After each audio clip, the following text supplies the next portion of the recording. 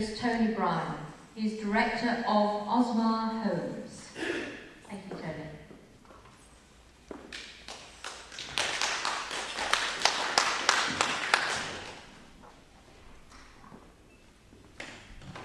Thanks, Kate. Try that. That's better. Thanks, Kate. Thanks, everybody, for having us here. Just a second while she's going. So my name's Tony Bryan. I'm one of the directors at Osmar Group. We're a local construction company on the Sunshine Coast of South East Queensland. Traditionally, our main market has been new homes.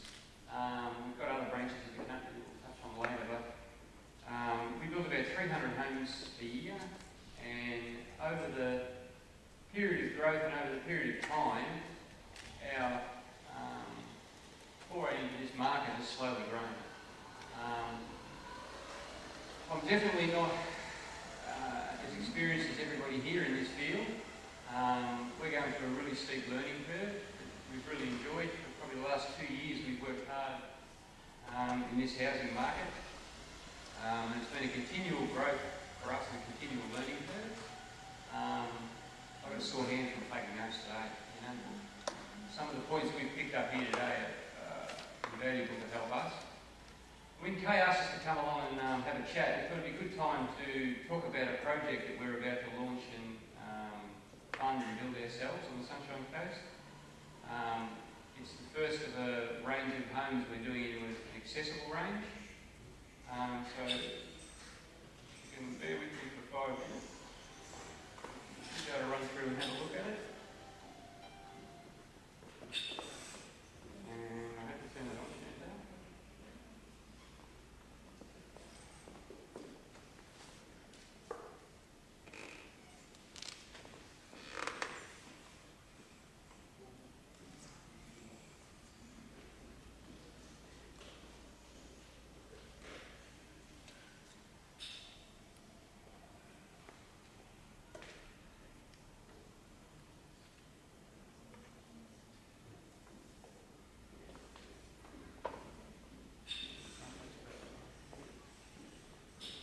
So our beginnings, Osmar Homes started back in about 1993 on the Sunshine Coast with a strong focus on service and client satisfaction.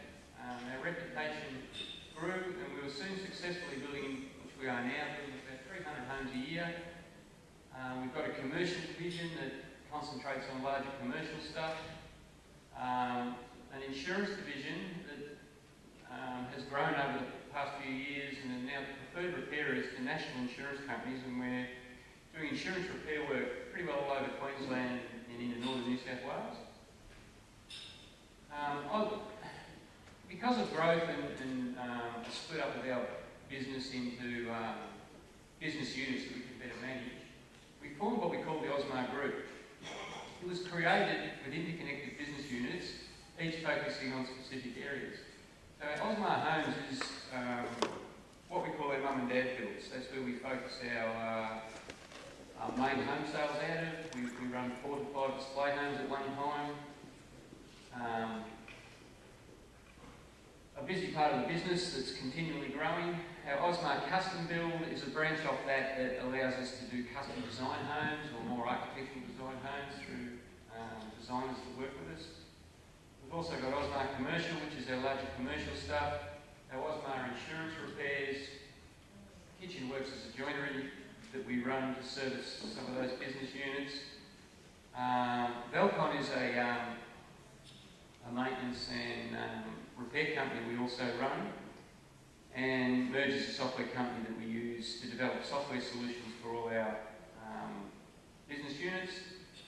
And our story continues to evolve now with our Homes for Life business unit that we're just developing presently. So some experience or some background and some stuff we've done in this field.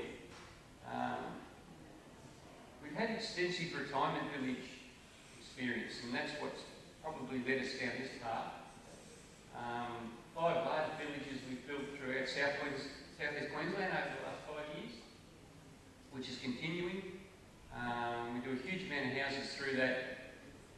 A couple of different developers. It's allowed us to learn a lot about the elderly home market and some requirements needed within that area.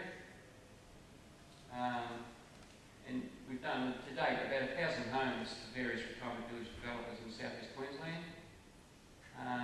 Liz mentioned before the Sustainable Homes program. We actually built 2 of the sustainable homes for the Queensland Sustainable Homes program, one in Harvey Bay and one in Noosa.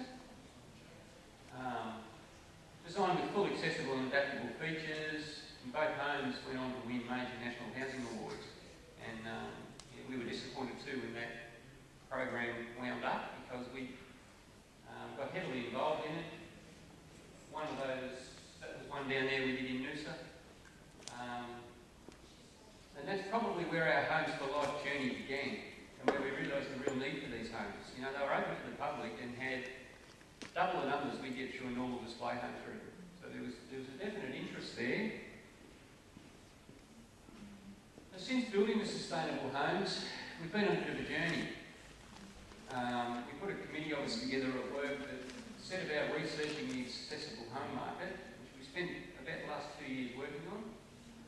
We started up a leadership group to identify exactly what's required.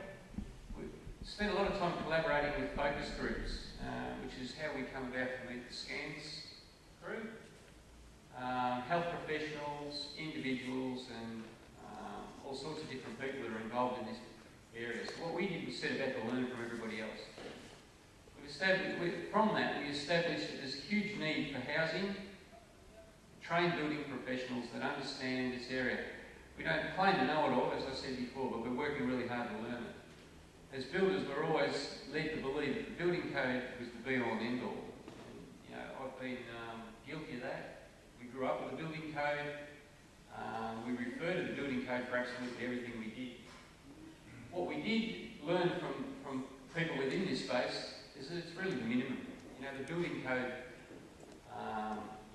works in some instances, and it's obviously a great starting point, but, you know, from what we've learned, we tend to now look at the building code as the minimum requirement.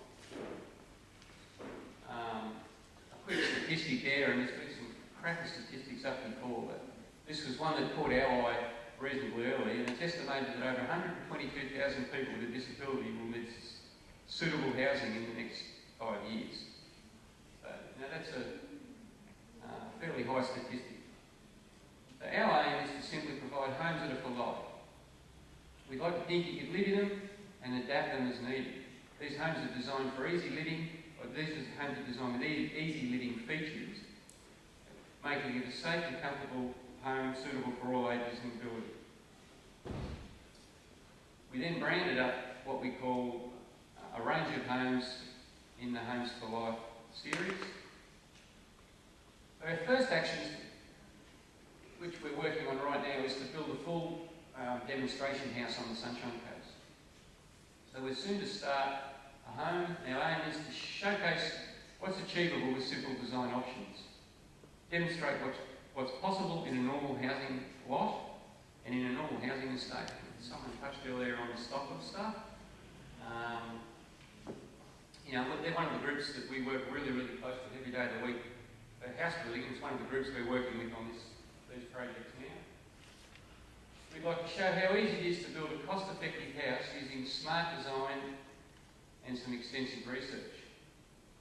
So this home, we've got some brochures up there on the table, and we've got a picture of the house up there on a board. This is the first home in what we're planning on is a 6-home range. So the house is to be fully built and funded by the Osmar Group. This one we've come up with is the first house in our range, has the capacity to accommodate 4 tenants and 1 carer. We've put together a list of 25 what we're calling easy living features. We're starting construction in 4 weeks' time. We're just going through the building approval process right now and finalising a few selections. And we're planning on opening the house in November to the public. There's a picture of the house there. As I noted before, we've put together a list of 25 features, but briefly, if we were just to run over 5 quick ones, And it's come up numerous times today is the wide doorways. And another thing that's come up numerous times today, and I had a good talk to Peter about this earlier, was common sense. You know, that's so much of this stuff is just simple common sense. And I think it starts with the wide doorways. We need the accessibility through the house, and to do that you need the wide doorways. We've put passing bays in the hallway. So the hallway that runs through the centre of the house, we established from chatting to different people that that's fine if you're going one way down the hallway, but if there's more than one user, a wide hallway can still be tight to get two people past each other. So we've put some what we call passing bays, so some areas where you can get out of the way and let someone else through. Just simple design features make a world of difference for someone living in the place. Off each bedroom we've put private courtyards. So, you know, the users of these rooms get their own private courtyard space with a garden, fenced. They can sit outside and enjoy some sunshine in privacy. The garage we've designed with a rake ceiling. So the idea there that, you know, it's fine to be able to take your chair off the roof of your car in the driveway. Obviously it doesn't work in wet conditions. So we've set the garage up with a large rake ceiling so the chair can be removed from the car within the garage, and then we, rather than have a normal door access through here, we put basically a sliding wall or a large door that electrically opens to allow access through there really simply, smoothly. And then the front bedroom is set up as a carer's area if required. So this particular plan we've got 4 bedrooms and 1 carer area. And another aim, obviously, was to design a home that will fit in amongst any estate and just look like a perfectly normal house. And I think, looking at what we've come up with, we've achieved it. We didn't want a house that looked any different than a normal house or gave any developer, the likes of Stocklands or Lendlease or any of our major developers, any reason at all to not want the house in the normal estates. So our journey continued. During our research, we identified a need for the retrofitting solutions to existing establishments. A lot of the stuff that Liz has just been talking about now. Through that research, through identifying those needs, we decided to expand our services and set up another business called Valcon. Valcon's aim is to specialise in retrofitting solutions to meet market needs. We aim to specialise in retrofitting solutions to improve access and safety that can drastically improve the homeowner's quality of life. We actually brought some of the Valcon team along with us today. We've got Carl Dew, sitting down there with his hand in the air next to Nola. Carl manages the operation. Chantal, who was up here before, has worked real hard in the area. Mark Goodall and Robert, down the back, a couple of guys that work amongst there, and Jax, who's not here today. That's pretty well it for us, guys. It was a quick presentation. We just wanted to show you what we're up to. Now, we'd love everyone to hang around afterwards, give some feedback. Again, as I said earlier, we're here to learn. Definitely not experts in this field, so think at the bits, tell us what we're doing right, tell us what we're doing wrong, and we're all working for the same goal. Thank you. Would you like to thank Tony? Does anyone have any direct questions for Tony? Yes, the lady at the front. So what are the other designs, the other homes that you proposed? In relation to the 6-home range, what are the other designs that you're proposing? So you've got a 4-bedroom carer option. What other options are you? We're looking at this probably, without trying to number the homes, but in a 6-home series, we're looking at starting with a 3-bedder that might have 1 accessible bathroom, and then filling the gap between them. So at this stage, we haven't finalised the other homes. We're still working on what's going to be best. But what we didn't want to do is come up with 6 homes and find that we missed the market. So I suppose you're... This one? Yeah, sorry. I suppose you're willing for input on that. What's 100%. needed? Yeah, that's right. Yeah, so I'm work for Sunshine Coast Council, and I'm in social policy and council's responsibility in relation to delivering the affordable living strategy or facilitating advocacy of the affordable living strategy. So we're all about housing diversity and housing for all.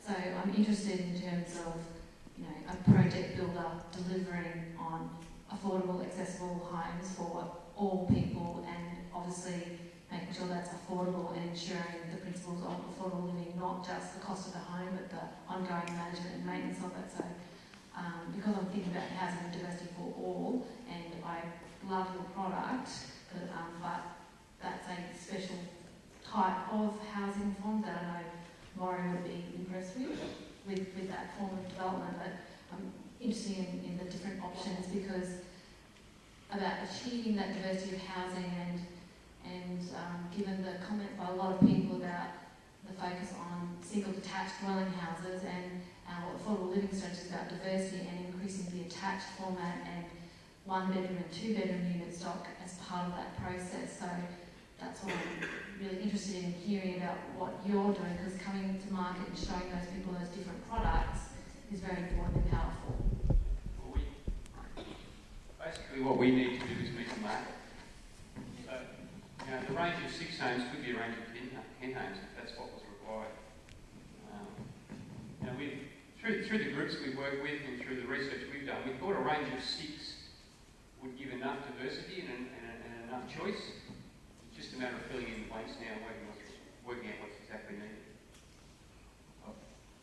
Yeah, look, I'll just make a comment to sort of support what Wendy says, but in relation to that, I think there's a really emerging trend, and you're starting to see it in the market now for dual keys.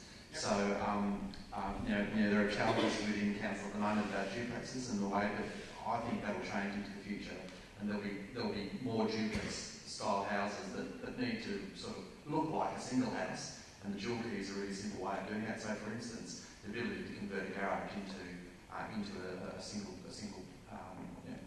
dwelling within the overall home is a really useful thing that people are going to be looking for into the future, because it allows people that are asset rich but income poor to move from the 2-bedroom component or 3-bedroom component of the main house into the single bedroom and partner buys and then rent the rest of the house out. So I think that's going to be a typology in the future that's really useful. So I'd certainly encourage you to do the market testing around that. I did actually forget to introduce Josh Green down here. We've got Josh Green along with us too from our Osmar Homes unit.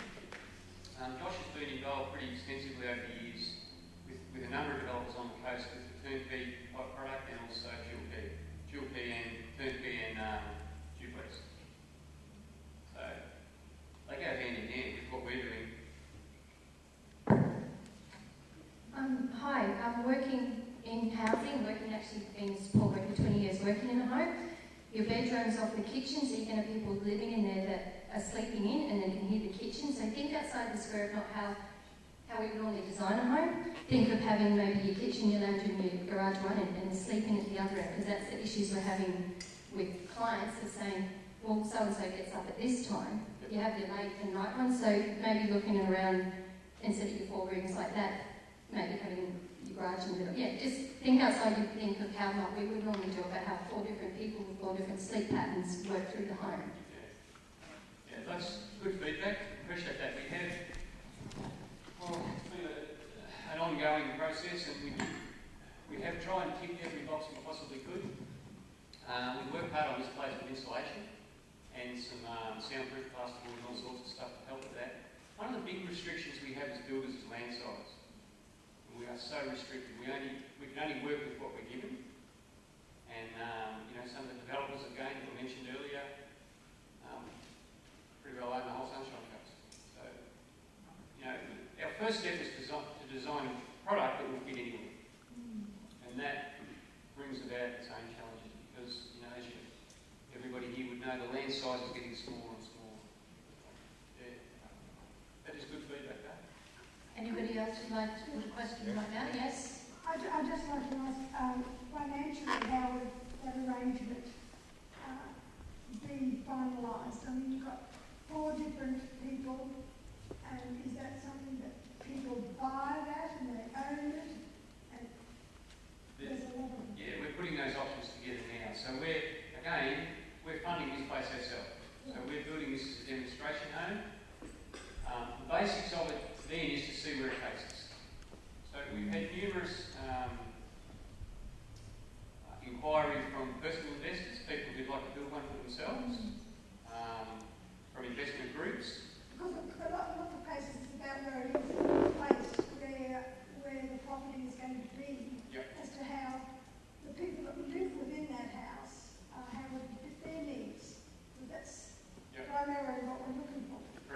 touched on earlier, you know, we had to look at public transport, where it was located, you know, the size of the streets, all those little bits and pieces that would help. And ultimately, who owns what, and because that's really important ongoing.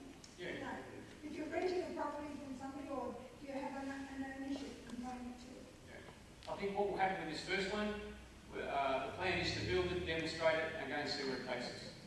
You know, we're open to any options, solutions, paths. This one, you know, we've got a business plan in place that we see it rent for 3 months, with a possible 3 months after that again. We see it displayed as a demonstration home for 3 months, with another 3 months after that. So quite possibly open for 6 months. More than likely, then we'll rent it, and then look at the next one. Could you see about a disability service managing that house, and then 4 people with individual packages that could come in, and then but you'd have to 100%. have a service up there to control it, but then you would still own it, but then they could control it. One of the probably the more favourable options. Yeah. We have people with packages that want to go together, and we can't find a house like that. Yeah. So I know there is out there at the moment at least 20 people ready to go, mate. I've already got the people together to go in. That's right. So what we need to do is work with groups like you guys and find out what you need. Because if we need to design 5 more houses in this range, we might have to design something that's going to work for you guys already. So there's a question just over here. Is it Peter? Yes, I think the thing that is very important in this whole business is the fact that we've got a major developer who's identified a need for this type of thing, and there's got to be a credit in as well, otherwise major developers won't do that. But I mean, for somebody to even consider this type of building, and it really is so easy and adaptable, it just proves that there is a very good viable market for this type of thing.